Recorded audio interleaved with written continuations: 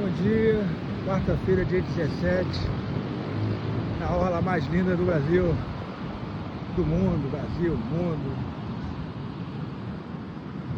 O mar continua com ressaca.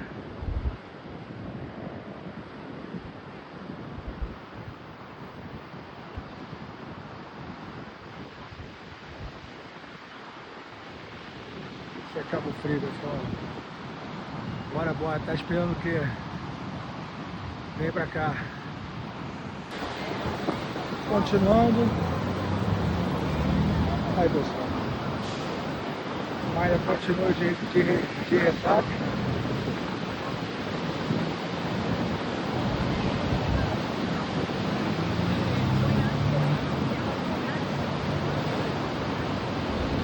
E agora ao vivo aqui na Praia do Forte. Olha a mais linda desse mundo.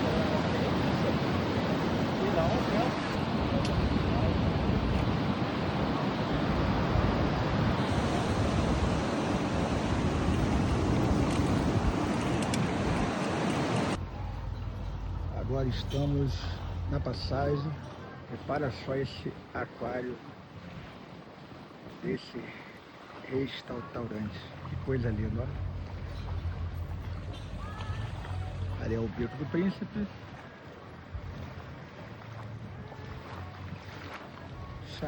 Charmoso bairro da Passagem. Que coisa linda.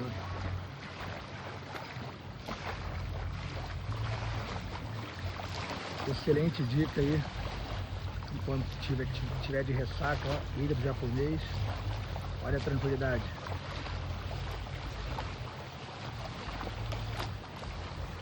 Bora.